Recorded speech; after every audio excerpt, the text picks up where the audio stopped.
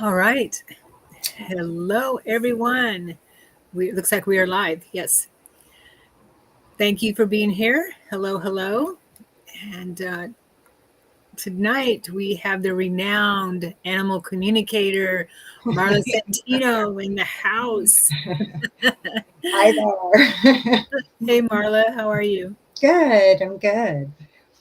Thank you for being here. Yeah. Thanks for And having me for sure. yeah, Marla's going to do some readings for people that have already sent her photos of their pets. And so, yeah, I can just sit back and relax. Yeah. Let's see who's here. Nicole. Hey, Nicole. And Christine. Hello, hello. All right. So, before we get started, Marla, why don't you tell us a little bit about yourself, your little background, and how you became a pet psychic, animal communicator, however you want to term it. Okay, sure. So I'm Marla Santino, and I am an active animal communicator, pet psychic medium as well. So I get to connect with pets that are both living as well as past. My story of how I got into animal communications a little bit crazy, as I'm sure everybody's story. I was able to talk with pets when I was young. And, when I got to be about 10 or 11, it felt like it wasn't cool anymore. And people kind of looked at me sideways. So, I put it on the shelf a little bit. But then as an adult, I connected with actually a Native American community and, and then tapped back into those gifts again. And so it's been a little over a decade now that because I reached out and met a animal communicator for one of my own pets, I was like, oh, this is a thing. And the next thing I knew, right, it was just a really, really nice fit. So I get to spend my time now helping pets and their people. Nice. Yeah. Thank you. That's got to be really rewarding for you. Yeah. Yeah. Especially when I get those, emails or texts or notes of people saying, wow, after talking with you, my pet is now able to do this, or, things are going better. Everybody's a little happier. Nice. Nice. Totally. Okay. Hello, Ariana. You're welcome. She says, thank you for doing this. You're very welcome. And uh, Marla will be doing this. We'll be doing this a couple times a year, maybe something like Yeah. that. Yeah. Okay. Yeah. And she's teaching a course that we'll talk about towards the end. And I'm really excited about that. Okay. Yeah, All me too. right. Are you ready to get started? I sure, yes. So for those of you that submitted a photo, I responded back to those that are going to be included and want to ask you to take a moment and let your pet know that we are going to be connecting at some point in this hour or so, and so that they can be prepared. I find that it makes a big difference when the pet's human's like, hey, we're having this conversation, and then they know that they're supposed to come in and participate. So I just ask you all to just take a moment and send that intention to your pet, and that'll be very helpful. What I thought was interesting, Sharon, is that as I was going through the photos and the requests, there was a theme that was coming across, and I found that interesting because, if we were to look at the, I don't know, handful of reasons why people come and ask for, pet psychic or animal communicator, certainly behaviors on the list. But for tonight, it's all about quality of life. Mm.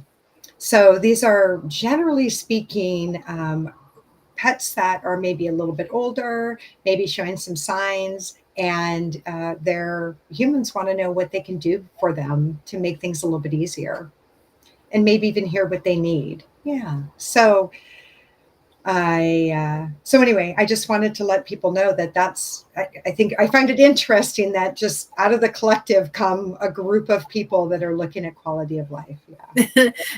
And I was telling Marla before we came on live that that's something I'm dealing with too.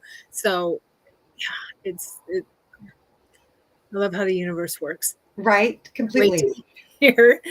Yeah. So for those that may not have submitted a photo or may not know, just know that you'll probably get something from each of these readings as well. And you might learn a little bit or hear a little bit from your pet, like me too. So listen in on that and enjoy. So, all right. So I'm going to go ahead and share my screen. All right, I'll say hi to Monica. Long time no see. Hey, Monica. Sandra, hello. Good to see you here. Okay. Yeah. So Let we me are bring going to it up. here. Bring it up. Can you? Oh, start sharing. Thank you. All right. Can you see it? I can, yes. Okay. Perfect. Okay. So I want to introduce Pikachu, and Ariana is Pikachu's mom, human. I suspect among a few others as well.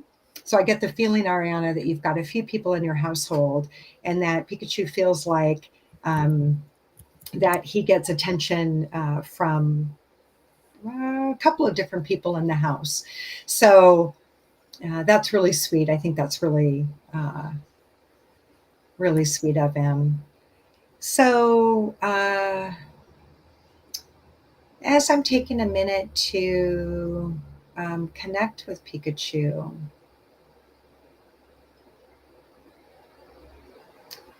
I'm I'm getting a sense that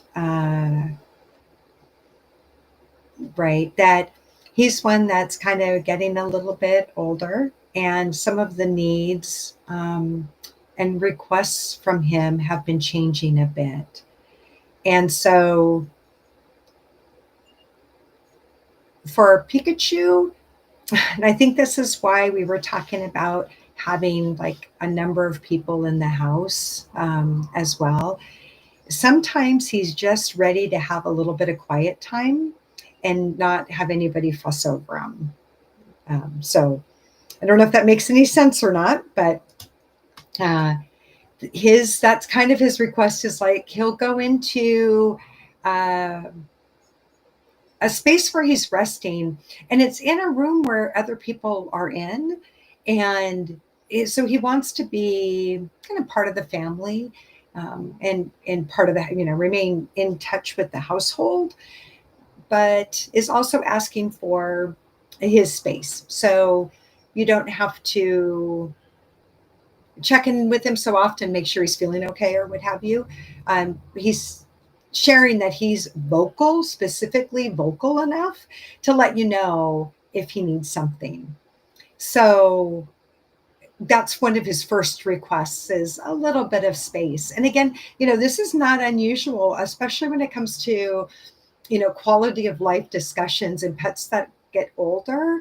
Their needs do change and they increase, but I often get the request like, I know my needs have increased, but it doesn't have to be that much. Like they're like, I'm cool. So just like people, each one has their different personality, and some like a little bit more of that caring, while others like to still remain or keep a little bit of their independence. So Pikachu likes to keep a little bit of that independence going. And then also, um, he still does enjoy playing. I'm seeing there's a couple of like favorite toys that he likes. Um, and sometimes you might not see him playing, but then you see that the toys have moved. And so he quietly can play, uh, sometimes even in the evening or at night when the household is asleep. And he's, still working on his little stealth capabilities. So that's something that he really enjoys doing and likes to keep up with that. All right. So I'm just going to ask Pikachu if there's anything else they'd like to share. And then food does come up. And so When they ask about food, I need to take a minute with them and ask, are they feeling thirsty or hungry? And and it's not uncommon for cats to be thirsty. Just the way that their systems work, they hydrate differently than we might expect. You probably already know this, Ariana, and other people too, but I just want to make sure that in general everybody knows that they often like to have water added to wet food because it gives them extra hydration and really helps to quench the thirst. So don't put water on dry food, that just makes mush. So that's not, he says his teeth are fine, he doesn't need mush.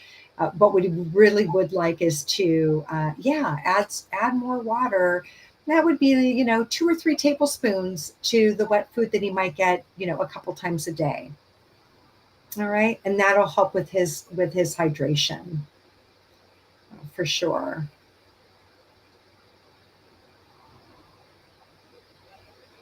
All right, yeah, I think that's about what he wanted to share. So I hope you found that to be helpful.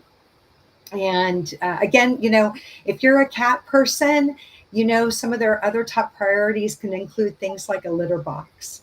They have strong preferences for the depth and type of litter that you use in a box, size of box, what it takes to get into the box, you name it. So, uh, you know, not uncommon for them to have requests for litter box as well. But Pikachu seems to be doing okay with that. All right. Okay. Very cool. All right.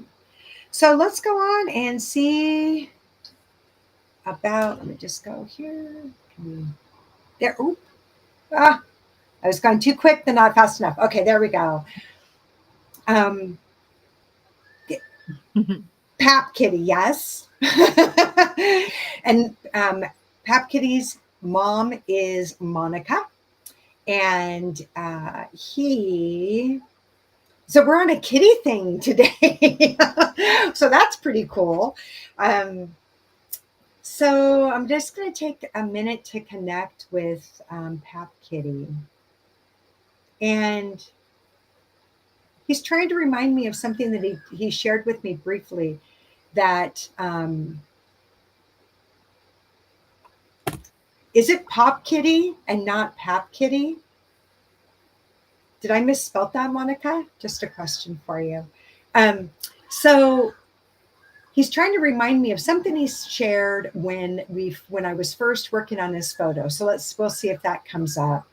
So I would definitely say that this little kitty, Papa Kitty, okay. Papa.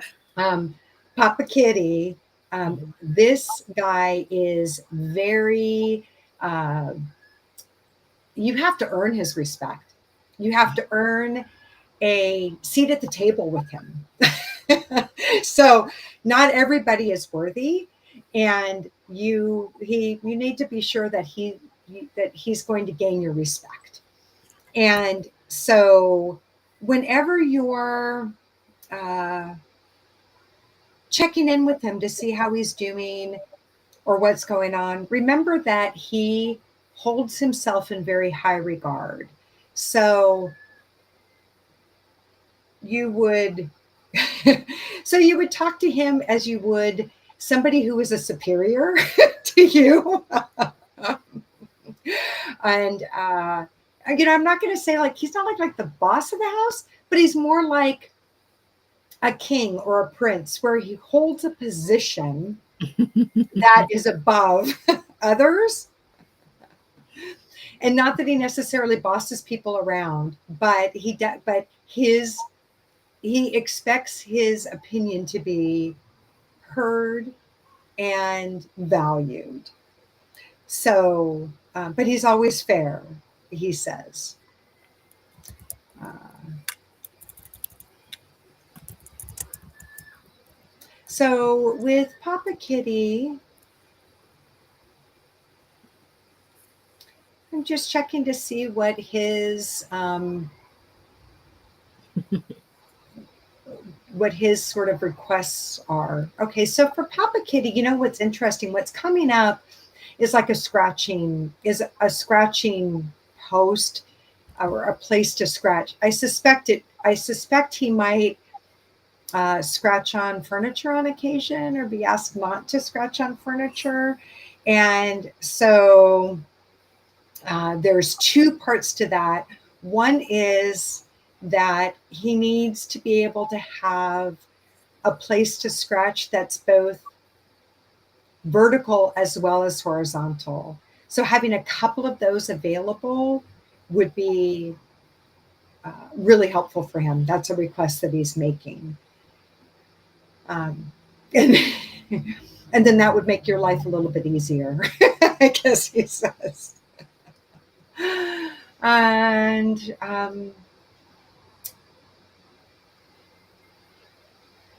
then just checking in to see how he's feeling health wise. So, again, he's one that's he's going to be pretty stoic with anything that might be bothering him. So, if you're wondering how he's feeling physically, if you see him jumping up, but then begins to start cleaning maybe a back leg, that'll give you a little indication that some of those joints are getting a little bit stiff. And so toss the old vertical one. Yeah, he wants a vertical one. So, so again, very stoic, which is why he interrupts our conversation, right? That we just had a little bit. Very stoic. Watch for those little details. I'm catching that you do have him on a supplement that may be helping with that. You'll want to stay with that, but you may need to up it. You may need to increase some supplement or medication that's going to help him to be a bit more comfortable. And so the way that you would watch, again, the way that you would watch for that, Monica, is going to be if you see him jumping up and then licking or paying attention to a certain spot. He's going to be very subtle about that. The other thing is that I'm catching that he's got a sensitive stomach going on right now. So,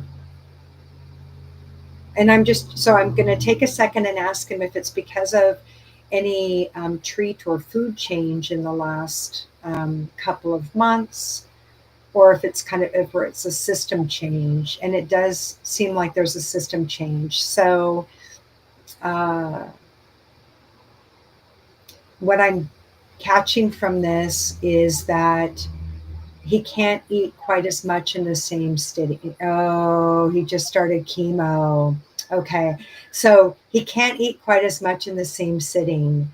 And so he needs gentler food, a little of it more often. And yeah.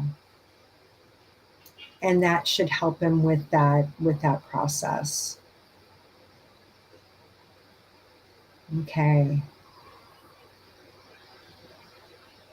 That and yeah, okay. And so after a feeling that he has a little bit, as he can get a little tired, maybe getting a little bit of almost dizziness. And so just kind of keep that in mind for him as well. Again, super stoic, and yeah, and wants to retain that position of respect and hierarchy. So so just remember that as you're going through any treatments or any care, that you do that in that you serve them in that way, if that makes sense. And is he happy enough? Yeah, I'd say he is happy enough. You just keep treating him like, like he's the prince and that he is, and he is going to remain happy enough. Um,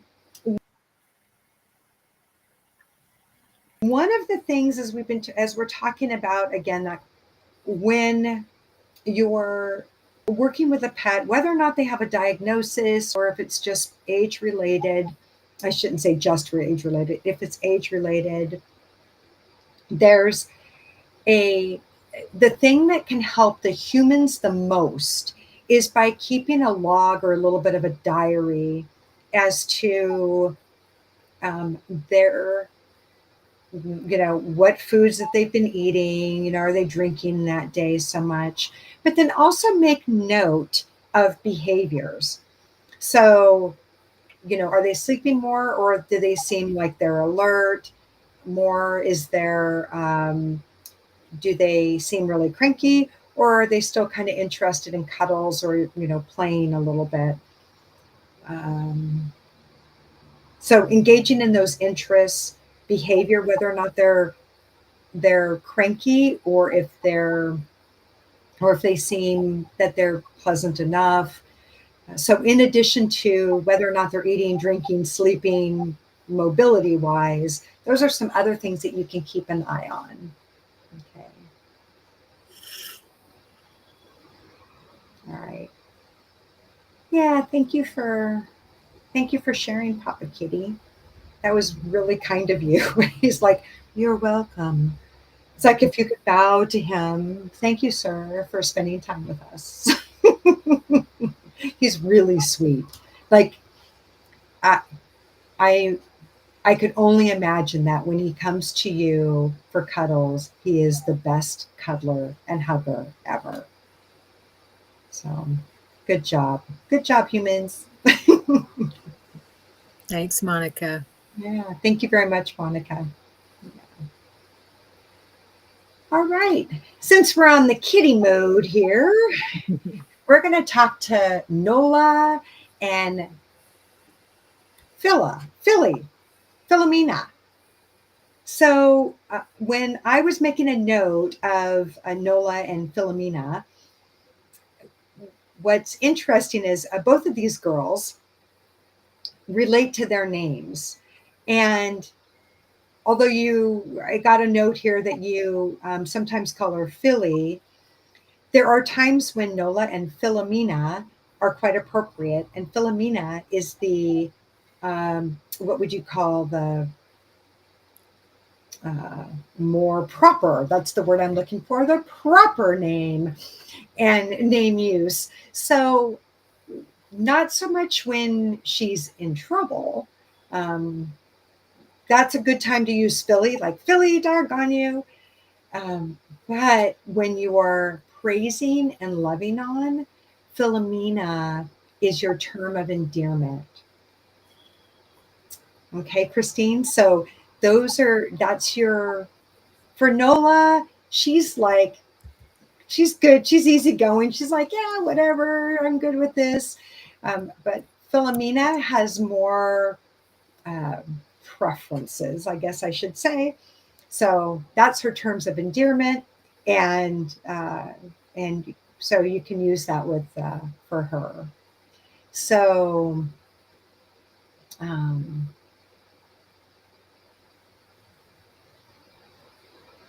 so when I saw these two together, I asked, so did the two of you sort of get into trouble or get into mischief? And when they were younger, I think younger kittens, they were more likely to pair up to do things. And it seems that now um,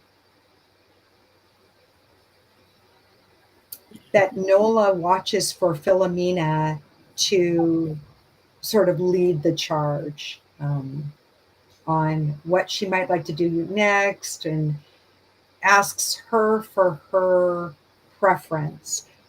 So sometimes what would be important is for Nola to know that she can trust in her own instincts as well, and that she doesn't need Philomena's acceptance of what she might choose to do.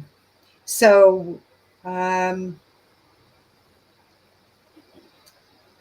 so if you see Nola eyeing a toy or eyeing something, and you that little voice in your head comes up, and she's like, you're like, Nola, do you want that?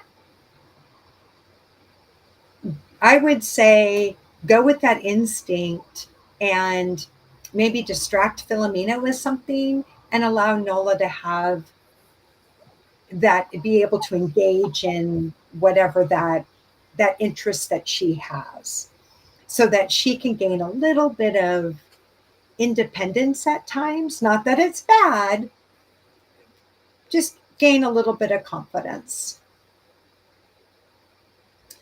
Um, but again, Philomena is very proper, and so I would suspect she's one that does not like to get her paws dirty. I suspect she's one that you would see clean very frequently.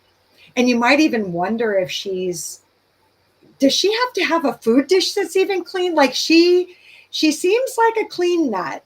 So, um, likes to make sure that her bowl has been washed out and cleaned more than the average cat. So, uh, so she has some preferences. She's very sweet. They're both lovely. Yep, and and my favorite, a favorite color and breed for sure. Really sweet. And I'm just checking with them to see if there's anything else that would be.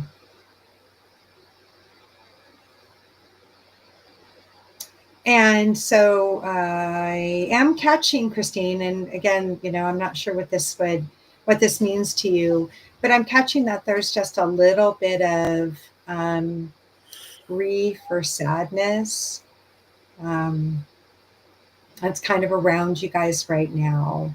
And so, uh, and I'm catching that you already know this, chin up, everything will work out and it'll be okay.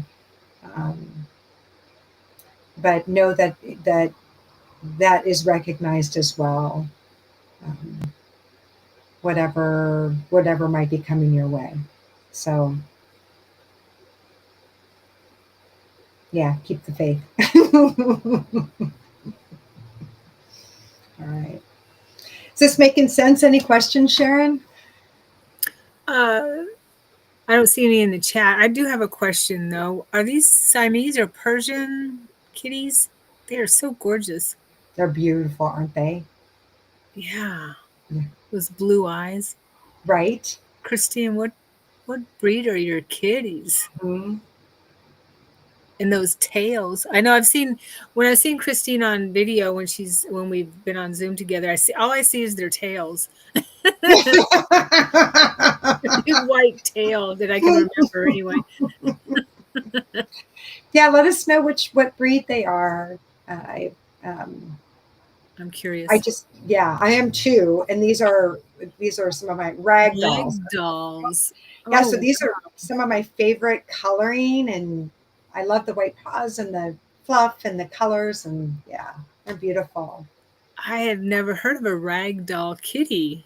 Mm, mm. Is that a new breed or something? Right. Is that a manufactured breed? Wow, they're gorgeous. Are they small? They look kind of small. Yeah. Do you know, Marla? I don't know. Yeah, I don't Okay. know if they're There's a lag in the chat, so yeah. So we'll hear right. back from Christine on that. Yeah, very sweet. Nice. Okay. Okay. Um, All floof. Yeah. I was thinking like somewhere between maybe 5 to 7 pounds. I don't know how far off or on I am, but those are the numbers that were coming to me. That's So small. yeah, that would be small. Yeah. Oh, they're They're huge. huge. Oh, Okay. So I don't know why the number 5 and 7 was coming up, Christine. Maybe that was from something different. So just well, make a note of that. But very clearly 5 and 7. And not a not a new new breed. Okay. They're beautiful. Ragdolls. They've been They- around for a long They've been time. around for a long time. Okay. I've never heard of ragdoll cats. All right. Yeah. Okay. I learned something new. Yay. I Right? mean, Okay. it's not a good day if I haven't, but Right. I learn with you all the time, Marla. Yeah. Okay. So so let's go ahead and talk with you, Kaya. And there's a couple of things about this. We're going to make a shift into the doggy world. And the first thing is that, I always tell people that are going to connect with me, and if their pet is not, going to be present, if it's on like an in-person meeting with their pet, and they're looking for a photo, they'll always say, "Oh, I'm trying to find the right one." And I always tell them, take your time, there's no rush, and that there is not a bad or a wrong photo. And so when somebody sends me 3 photos, I think it's important to put up all 3. And because they are an indicator of that, of what the dog is thinking and what they want to share. And for some of them, I think they may be more visual than others. I don't know. They just want to share more of them. So, so I thought we would put up all 3 pictures of Ukiah. So Ukiah belongs to Tara, and so I'm going to take a second and connect with Ukiah. And I do recall there was something that was coming. So Ukiah was apologizing for something, and so I'm not sure what she's apologizing for. She's like, "I'm sorry. She did something. She did something naughty." And and you've talked with her about it, but she's still carrying a little bit of that sort of guilt uh, with her. And she's like, "I'm sorry. I really didn't." Well, she's not going to say she didn't mean to. She's going to say that she kind of lost her head for a minute, lost her willpower for a minute. But it does have something to do with in the house. Um, I'm trying to catch if it had something to do with pottying, and then also possibly getting into food maybe that she wasn't supposed to. So, um, so anyway, Tara, she is like apologizing and saying she's sorry for that. Um, she when you're working with Ukaya, she she can get very focused on things, and so sometimes it can be hard for you to sort of bring her out of it. And that's not just items that she might get focused on, waiting for somebody to come home. Oh, she was sick and had accidents in her crate. Oh, um, so I don't think you need to apologize for having accidents in your crate if you were sick. It's okay. I think your people are like, it's okay. Um, I don't know if her illness was from something she ate that she wasn't supposed to or not, but for some reason those things were connected. So, so Tara, um, when working with, yeah, so she can get focused on things, and it's not just focused on, somebody has left and I can't, do anything else until I get back, or a certain toy or an activity, but it's even, she just will stick her mind sticks with things, like when she was not feeling good and she had messed in her crate. It's hard for her to let things go sometimes. So, uh, oh, and interesting. So, I don't know if you've ever done any work with crystals or stones, but there are uh, some crystals and or stones that you could, if this makes sense for you, kind of place around her crate area, maybe in the spaces where she spends time, maybe even in your work area, so that she can have clearing of those energies and release. So anything that would help her to kind of clear and release those energies.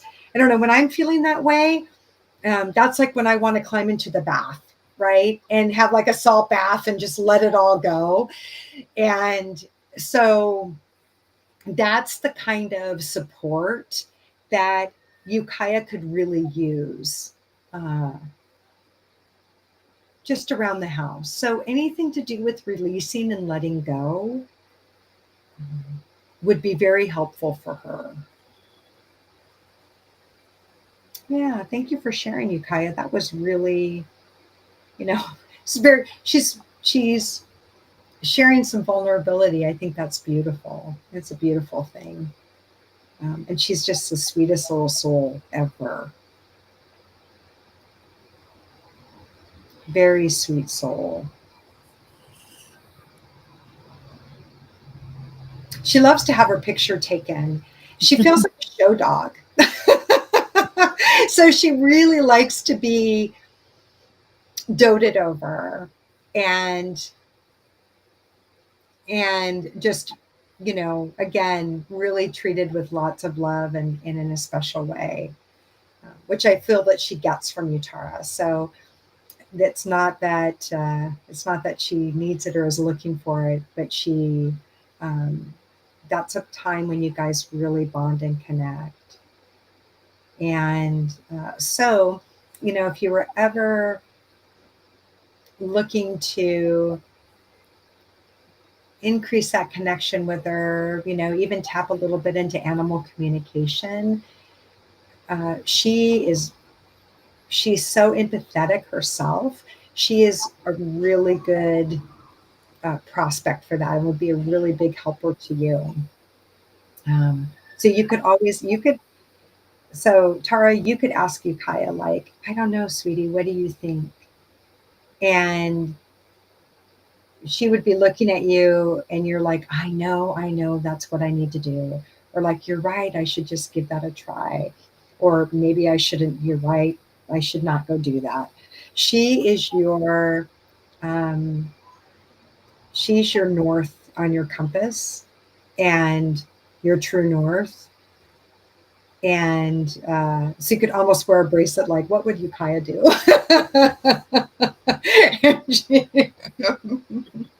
So she's very special, very just loving in that way. Yeah. Well, thank you, Ukiah. Thanks for sharing. Yeah, so again, if you have pets that are, aging a bit, you're wondering, what does this quality of life look like, or what more can we do? Um, when I can make available, so I work with Sharon to make available to you guys a quality of life assessment that you could, kind of take a look at, and it gives you that scale that would provide a good insight into what they really are experiencing, day to day, so that you're not too caught up in, we've had bad days here. Oh, look, we had a good day. So helping you to log it a little bit, or carry a little bit of diary on it, helps you to clear your mind and your energy so that you can help to serve your pets even more. So that's important to remember. What a beautiful dog. She's she is beautiful in all ways, and she looks so good, Tara. That face. Yeah. I That's know, right? Yeah, and the picture of her at the window and Mhm. her just watching. Um, she's just one that um, really appreciates each and every moment. Can really appreciate every moment of every day. Like she really can um, live in the moment. Yeah, I love with the one with her face on the keyboard on your keyboard, Tara. right. Would you-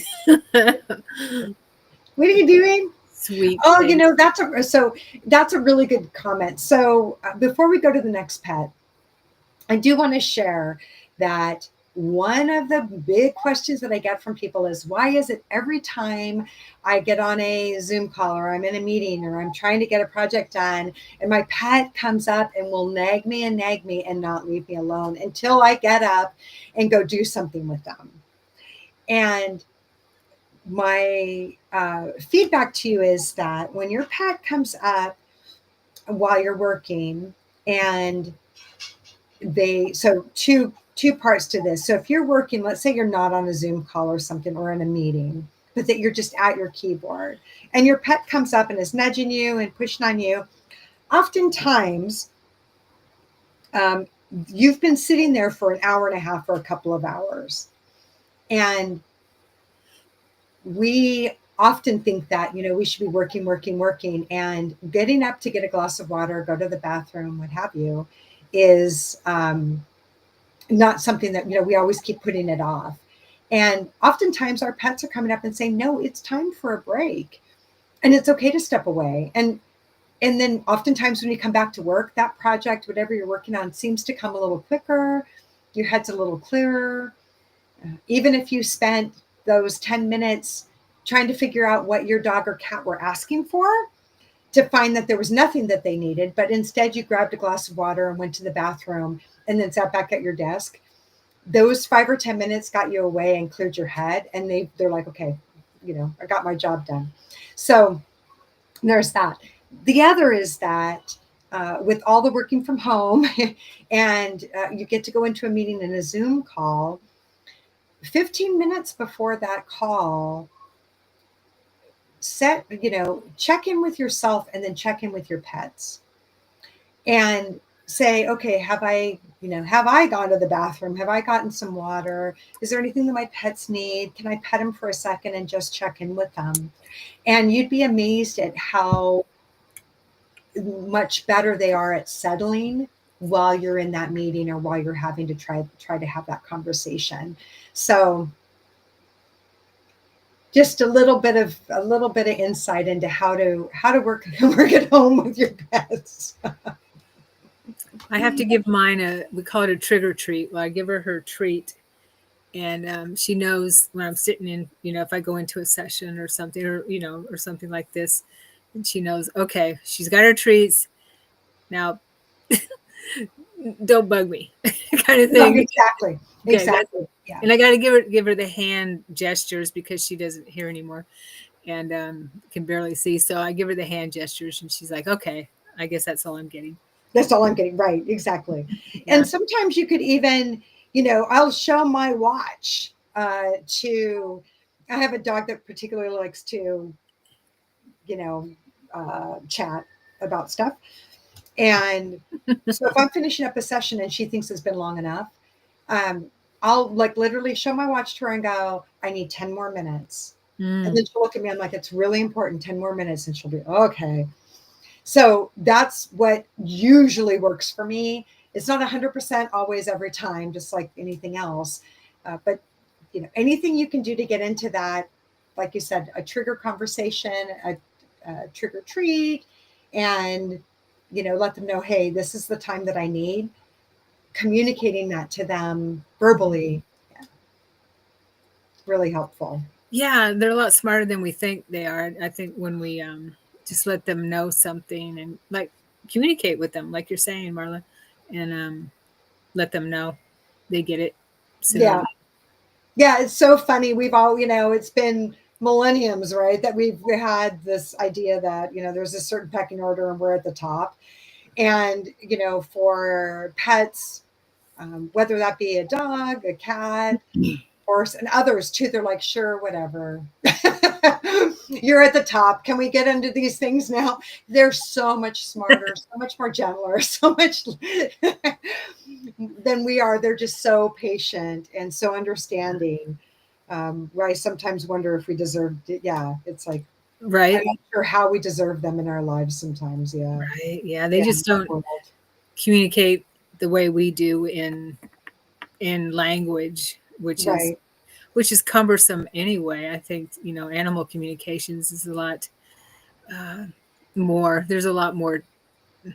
They use so much more in an animal communication, body language, smell, um, uh, sounds, noises that they make. There's so much more than just words. Yeah. And, us as humans, we confuse them pretty frequently because, you may have somebody that comes over, you may be on the phone with somebody who you'd rather not be talking to, but you're still being nice to them and talking to them. And have you ever met a dog that when seeing another dog that they did not like, that they just hid that and said, okay, well, yeah, we can still be friends? No, like No. anywhere from just turning their backs to that other dog to, more, you know, aggressive behavior.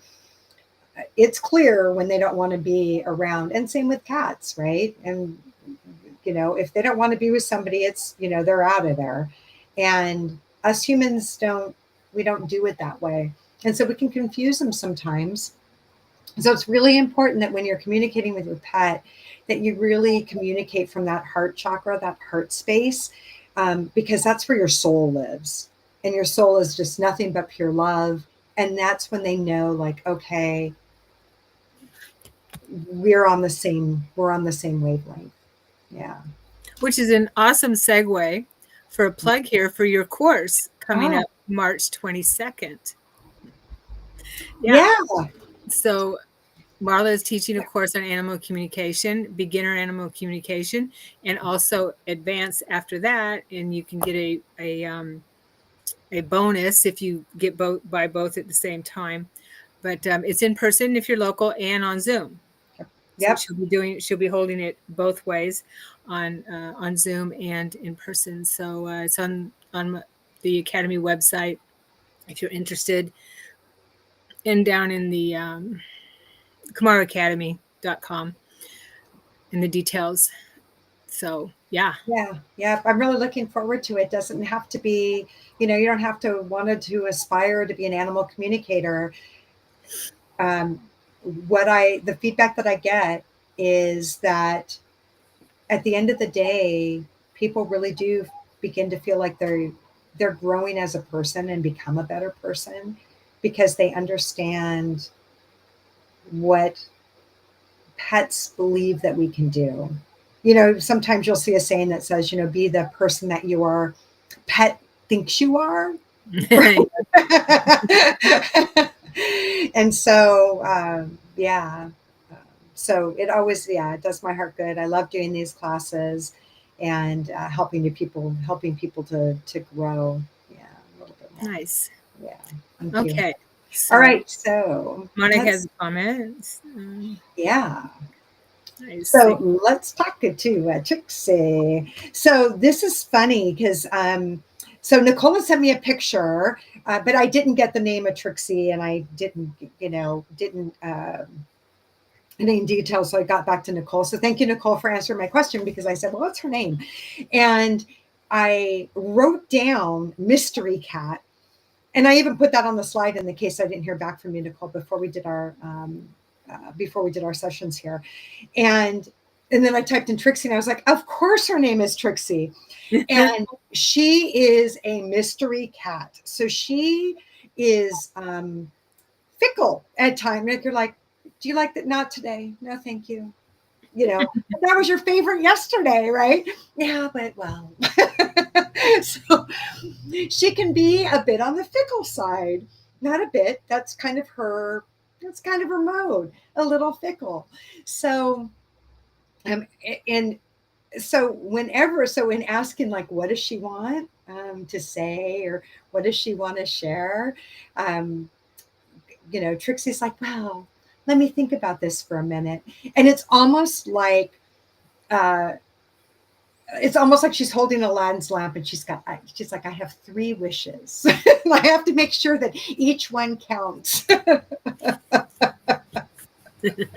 so she's,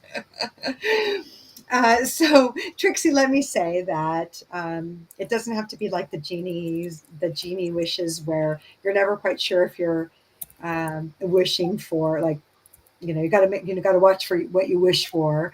Uh, Whatever you're asking for, whatever you need, Trixie, I'm sure that between you and Nicole, you guys can work it out. I'm also catching, Nicole, that you do a pretty good job helping Trixie understand that uh, that there are boundaries. I guess I want to say you can't always have everything that you want in any way, shape, or whatever. So you do a really nice job um, meeting her needs, helping her to be the cat that she wants to be and that she needs to be, uh, and supporting her while also tending to her sort of her changes and her sort of in her requests.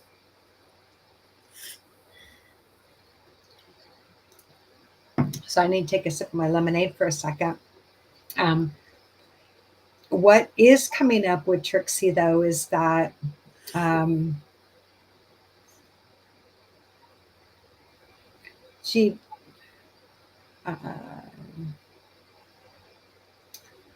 so health, something related to health, and something related to her stomach, and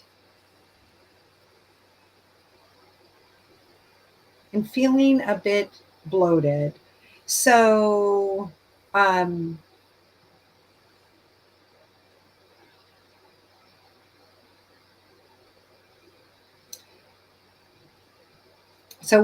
I'm sorry, I have to go through a little bit of a list of things, like, okay, are you looking for more fiber in your diet? Is it a probiotic that would help? And that's what's actually coming up. So the yeah, so she feels a little constipated, and like she when she goes to the bathroom, it's not as kind of full and fluffy, if you want to put it that way, as you'd like, or as she'd like. So, and I think you've been wondering for a little while. You've been trying some different things, and I'm catching that it might be like a kind of natural, sort of herbal options, and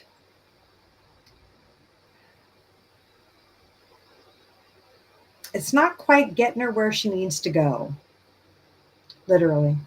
so, um, so you may need to get a little bit more aggressive with it to start with. It won't need to be like that forever, but she kind of needs it. She really needs a kickstart in her system to get it all moving properly.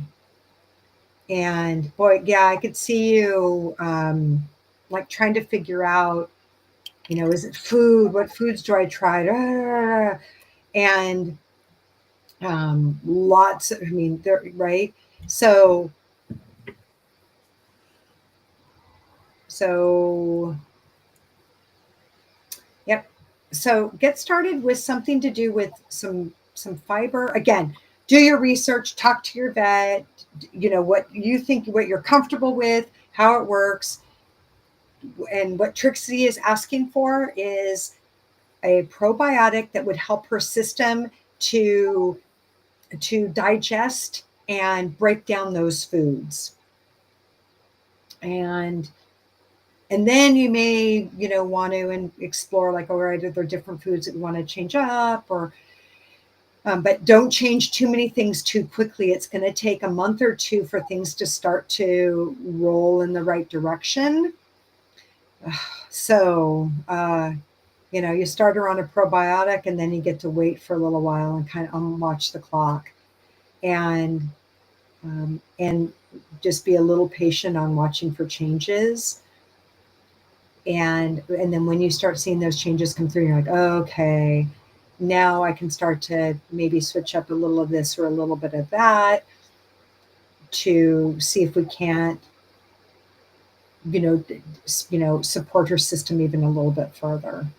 Okay. All right, Nicole. So that's really what Trixie is asking for. And she's beautiful, by the way. Mhm.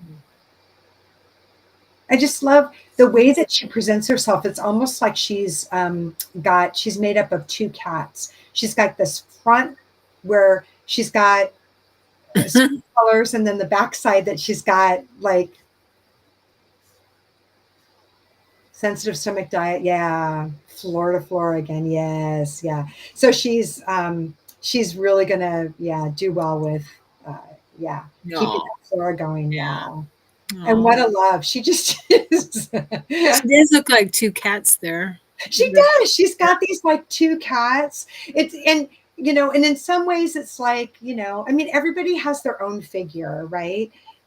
Pets, people, and so she's beautiful. Still love her. She's beautiful. Yeah. No. Beautiful, sweetheart. Okay. Last one as we're getting close to the end here. Let's talk to Tito. Tito is Sandra's puppy, and Oh. he's getting up in age, Cutie pie. and it just looks like, so I could imagine how you might wonder, Sandra, like, how are you doing? Because I think that Tito just is one of those dogs that's like up for anything. Like, sure, let's go do that. Sure, let's go do that. Like, okay. And sometimes he's pretty tired. Tires, quicker on those outings that you guys can go and do, but he still wants to go do them. So, uh, anything that you might do, um, Sandra, that allows it to make it so that you can still go out and do things, but that he doesn't have to exert quite as much energy. That is something that he'd really, really appreciate. And by the way, whatever it is that um, that when you go out and do, just whenever he can be in the sunshine, just loves the sunshine. And it's not just because it's warm, but it, like, the energy from the sun is just, he loves sun energy. So uh, anytime that you can help him to just lay out in the sun, spend some time out in the sun, um, he's all about soaking that up and really enjoying it. Um, so I'm just going to check in with him and see if there's anything specific that might be painful for him or that might need attention. And something about the teeth are coming up. That usually tells me, because a pet usually doesn't want to talk about teeth unless they have an appointment coming up, or they just had something done, or they're going to have something done. Like, they don't, unless there's one that's really painful, they don't usually talk about teeth too much. As you can imagine why, right? Well, let's just ignore that if we can. For Tito, I'm getting a little something going on, maybe with the top left.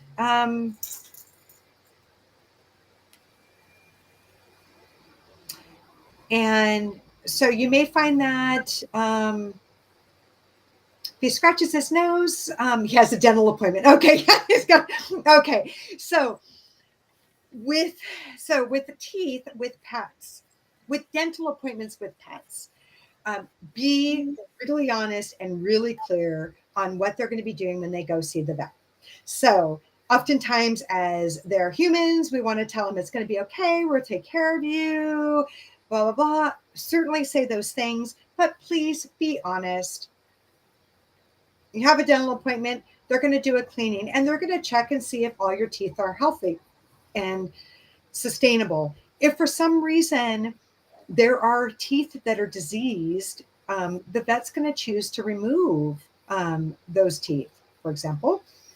And I'm not saying this is what's going on with you, Tito. Sandra will tell you for your appointment. But if this is what's occurring and you're bringing in a pet for that dental check, and the dentist is saying, hey, we're going to do a cleaning, and then if we find any teeth that are not viable, then we want to, we're going to ask to go ahead and remove those. You should let your pet know, like, there's a chance you might wake up with less teeth, and that's okay. People have the same thing happen to them.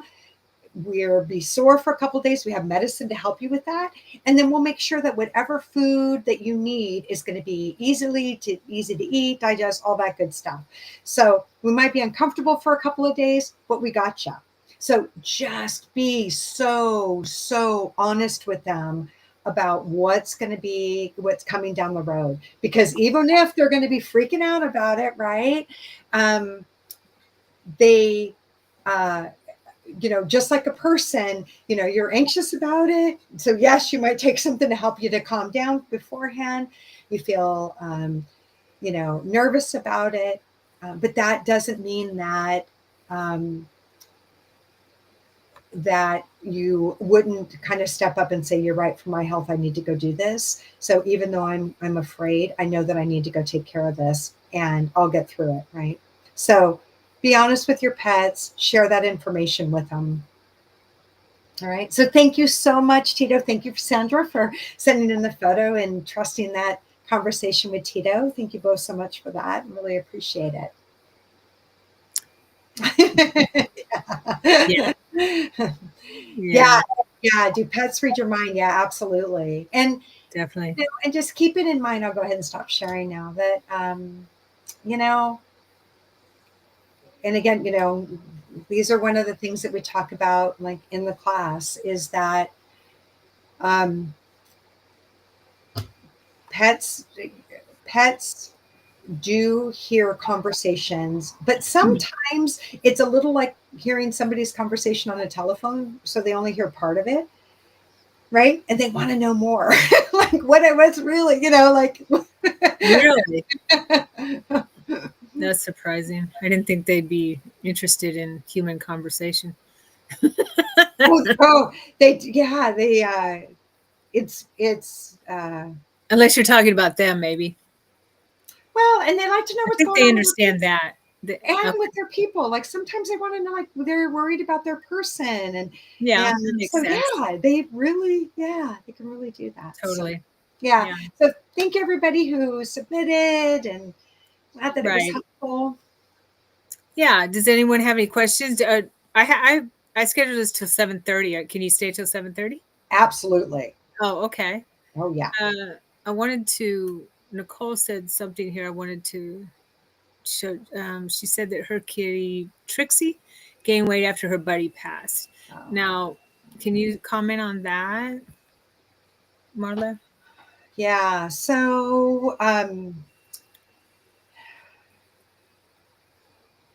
just connecting back with Trixie for a second, and she was talking about how all of a sudden that conversation came up about how everybody has a different body style, and her body style would be one that would carry weight lower in the body, and that's really, yeah, and that some people would say is a sign of carrying some grief. Mm-hmm. And not really knowing, what to do with yourself. And when you start to kind of go in that direction, then your body tends to just kind of keep in that spiral. So, what can we do? Oh, with Georgie. So, his name was Georgie. So, what could you do, Nicole, to help Trixie? So, you could try and help her engage in play more frequently, and and even use her mealtime, her meals as a game to play, because when because what her body's getting when she eats, her body is getting a, oh, I'm kind of suppressing this grief or this sadness. And instead, if you can make the food a happy game, that will actually help her body to digest it and process it in a different way. So setting the intention around her food, and if there's a way to make it a puzzle game for her to engage in, she you might find that she gets a little bit of a sparkle in her eye. I'm getting that Georgie was the uh, cheerleader of the bunch. We can do this. Let's go. Like, if you were gonna look to somebody to be a cheerleader, it'd be Georgie. Like, come on, Trixie, we can do this, and would always kind of help to lift her up. Um, and so Nicole, if you can help her to kind of lift that energy a little bit, particularly around food and setting that intention, it will also help her body to process and to maybe use that more efficiently. Yeah, that makes sense. Cats are natural hunters, and we just kind of plop food in front of them, and they get lazy, and so it, yeah, it would help them feel like a cat, and bring in that energy where they feel more confident, and that makes total sense. Yeah, and I Um, feel like she's maybe lost a little bit of that. So mhm, helping her to find that again. Yeah, because it's, right. easy to do, to forget about that. Yeah,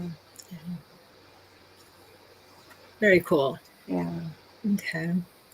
Uh, let's see. Sandra said something about Tito. Last time I took him for a cleaning, the vet told me to scale back. Twice a year, huh? Well, you probably got better teeth than.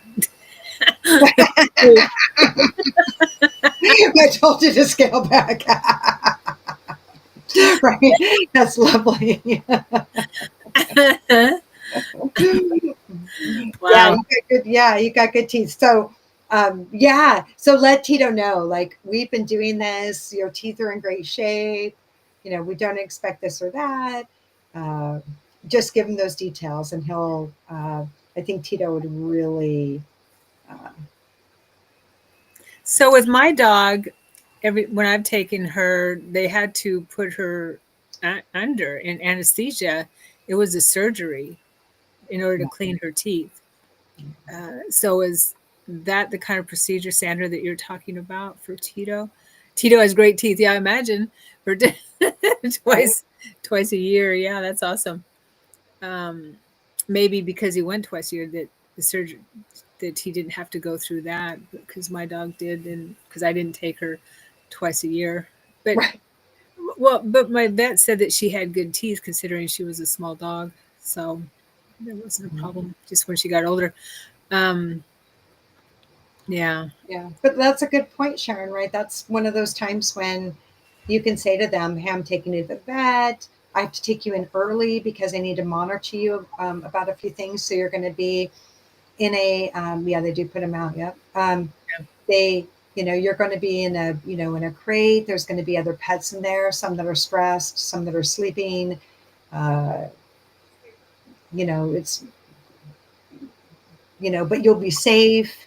And And then they're going to take you in for this procedure. They'll put you to sleep. Like, go into those details, because as people have some experiences. We've gained some experiences in our lives just because we've been present for something, and our pets haven't been present for those things necessarily, right? Mhm. So giving them those details is really helpful. Yeah, really Yeah. helpful.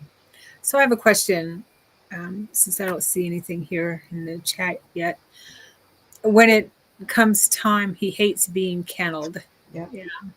yeah, Um, when it's time, quality of life. When it comes time to your pets, when you have to start making that decision, right? yep, Now, with my past animals, I knew when the time was right. I knew when it was time. Uh, and But with my dog now, I'm like, I'm not sure. You know what I mean? I mean, she has good and bad days, but it looks like the goods outweighing the bad. So, do you have any advice for? I guess you did give that advice when you said keep a journal and that kind of thing. And can you ask your? I mean, of course you can. You can always talk to your animal. Do some animals? Because I felt like my other animals told me when it was time. That's how I knew, and there was like a defining moment yeah. that told me. They're like, okay, I'm done. And yeah, I guess my question is there a time when animals don't tell you and you, I don't know. I'm not Um, sure. so yeah, so there, yes, there is so much when we talk about quality of life and end of life decisions. So the the first thing is that I have an animal communicator in your back pocket. I mean, I don't, if it's me, there's plenty out there. If it's me, that's a great. Have one in your back pocket, because when it comes time to have that conversation, um, do this before your pet's going to say, like, okay, yeah, now's the time. But your pet's may be aging. You're trying to figure out quality of life, and you're like, I, maybe you could make a contract with your pet that would where they can give you some signs and some symbols to let you know when they're starting to get closer, and so that you can start to prepare for that as well. So I made that arrangement with my dog. Mm-hmm. um, if if when we go to the farm and I let you out and you don't want to run around, then that'll be the time when you're telling me you're ready to go. And it wasn't just that she didn't get out of the car and not run around. It was that I literally, like, couldn't get her out of her crate, and right. but Right. but Yeah. but she showed me specifically, like, hey, this is how I'm feeling. Yeah. So um when you can make an arrangement and agreement with your pet, it really helps you to hear them say it's time, right? This is when it's time for me to go. What they also get to tell you is how they want it to go down. So I had one person that I met, and she said, "Yeah, it's getting close." And I said, "Well, what are your arrangements?" Okay, so always the pets are asking, "What are the arrangements? What do they want to do?" And so in this case, the person said, "Well, I'm going to have a vet come in and do euthanasia in the house." And the dog said, "Nope, that's not what I want. I want to have it away from the house." And I told her, I said, "I'm sorry, but that's your dog is I'm seeing a car ride. Like, this is not going to happen in the house." And she said, uh, anyway, long story short, I got a note from her a couple months later, and she said, "You're spot on. I made the appointment for Monday on a Friday afternoon. I made the appointment for Monday for them to come to the house. And by Friday evening, my dog not going to, was not doing okay. And I needed to take him in to the vet and have him done at the vet, have him euthanized there." And, Mm. and it would, so not every pet wants to do it at home. Not every pet, like, it's crazy. Um, I talk to a lot of people who say, "Man, why didn't I know that they were as sick as they were, because it was happening so quickly?" and it all happens in their, like, they have a lot of control over the situation. So if, if they are choosing to keep any of those signs and those symbols kind of away from you until it gets really close, it is their decision. You are not making them, you did not allow them to suffer more Right. because you didn't take them to the vet a month ago to find it, right? Like, how were you supposed to know, right? I So love hearing that, Marla, because when I do readings for people, and people will feel, maybe that they feel guilty for some reason, that they waited too long or it was too soon, and questioning their decision. And the animal always comes through and says, no, it was the right time. Don't, they want to lift that burden off their shoulders because they're the ones that make that decision. So thank you. Thank you. every time, and I always hear that. yes, and they're so full of love, and they go on to say that it needed to happen this way because these are the lessons that I had to learn as a pet. This is a lesson that you got to learn as a person, as a human. Like, they are so clear that it was their contract, and that and it's just with so much love. So yeah, Right. so yes, Sharon, I'm so glad you said that as well. That's Mhm. it's uh yeah, that end of life decision, and once a pet has passed, and we carry so much guilt. And I'm saying, me too. I have a pet that, I'm still working through that because, she just went really fast and at a young age. And, and I'm like, well, what if I needed to know this or that? And so it happens to the best of us. And just, you get to work through that grief and work through that. Yeah. Yeah.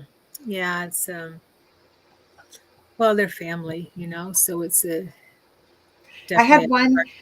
And again, have a communicator in your pocket, because, like, I had one person that I work with called me panicking because, her cat was like laying in her bush. She knew something wasn't right, and wondered if she should take him to the vet. And the cat was like, yeah, sure. Tell her to go pack because I'm going to go to sleep now. So I told her, I said, he's just says that he's just going to go to sleep now. And, but he was concerned that she was in such a panic mode that he was like, yeah, go tell her to, grab my favorite blankie so that so she's doing something. But when she comes back, let her know I'm sleeping. And he did. He passed. Right. And, and, and then he was able to do it at home. She was able to be we talked about, wrapping him and caring for him, and what she was going to do with his physical body, and and what that ritual would look like for them following. And it was a beautiful thing, right? But Nice. Yeah. yeah, it's, you start to you get into that panic mode. We all do get into that panic mode and say, oh no, are they, and Well, we don't want them to be in pain. We don't want them to right, suffer. I think that's it right, right there. Is we right. don't want them to suffer, and because the animals, this, of course, they don't look at death the way we do, and yeah, they don't have that programming that we have. So to them, it's just another journey. Yes, and a It's, beautiful one. Yes, and a yeah, beautiful one. Yeah, right. for So we don't sure. want them to suffer. No, no, no, no. So Yeah. that's why, yeah, like, even looking at the quality of life, like assessment questionnaire, um, you'd be amazed at how much clearer it becomes whether or not they really are suffering or not. Yeah. Yeah. People worry that if my, cat or dog have not eaten for a couple of days, I don't want them to go hungry. Well, if their systems are shutting down, they're not hungry, right? And to try and force food would would would You probably make it can. really uncomfortable for everybody. Yeah. Yeah. Let's see if we So get some comments here before we end. Uh, Um, Yeah. okay. Sandra says, always lost mine tragically. It's hard to know. I don't know if I could do it unless he did let me know. Yeah, it's tough. It's tough for sure. And it sounds like you're, Sandra, you and Tito were psychically connected anyway, so Mhm. you'll know. Because Yeah. Sandra's a psychic medium already. She just Oh, and so by the way, yeah, by the way, the hardest is your own pets. Just like if your own kids, your own family members, whatever, it's your own pets are really yeah, of hard. course. Yeah. So that's why if somebody, you can always say, hey, I'll do this for you if you'll chat with my pet. I have people I go to and say, hey, will you do a quick check-in for me? Because your ego, it's hard to get the ego to step back when Or you're, the emotion, because yeah, you're emotional. So yeah, your dog Maggie came to you to say goodbye, but she was dying that day. yeah, Yeah. Well, sounds like you might already have it, Sandy. Okay, so Nicole says yeah. you just described Georgie's end of life. Um, okay, when we were talking about not, oh, oh, maybe feeling guilty about Yeah. whether, yeah, whether it was the right time or not. Yeah. There's a lot that goes into quality of life and end of life, and um, yeah, Okay. So let's see, Marie. Yeah, sorry, we will be back. I know you're asking for a reading, but Marla will be back, and you can always contact her on and if you go to the Kamara Academy, all her information is on there, and you can contact her on that website and get a reading there and take her course. Her course starts March 22nd. And again, talk a little bit about your course, Marla. sure. So for the course is made up of two pieces. There's a basics and then a level two, and I split those up so that people have the opportunity to really build a good foundation for animal communication and just in general, like being able to be open to those signs and symbols and be able to grow that a little bit further. And you get good opportunity for both group practices as well as one-on-one, so that you can get that feedback and the validation. Oftentimes I have people say that, you know, they'll get quiet, like, oh, I don't really get anything. But then when you do a group and you hear one or two other people go, well, I got this and I got that. And they're like, hold on a minute, I got those things too. That can't be a coincidence. So maybe I do maybe I do Right, get it this way or that way. right. So being able to do that as both group and one-on-one, and prepare you so that you can then go out and maybe practice on a few pets, friends, families, right? And see what you catch. Then when you come back for the level two portion, we could talk about kind of breaking down some of those barriers, those blocks that you might be putting up for yourself and you don't even know it's there. And it allows you to really lengthen and extend that conversation. So oftentimes people will say, well, I can connect with my pet or a pet, but the conversation can't last more than 5 minutes, right? Like after 3 to 5 minutes, it seems to just shut down. So we work to break through that and get that into a more deeper conversation. Yeah, and Mm, start to practice in that way. Again, group and one-on-one practice. Plus, you get to participate in sort of a circle of people, and and then continue to have opportunities for practice, because practice makes better. right, It just really does. Yeah, right. And everything. Definitely. yeah. Okay. All right, everyone. Thank you for being here. Thank you so much, Marla. That Thank was you. Thank you, amazing. Awesome, as usual. Sharon. And we'll see you again soon, everyone. And Marla, we'll Yep. see you again soon. Bye, All everyone. right. Thank you. All right. Take care. Thanks, everybody.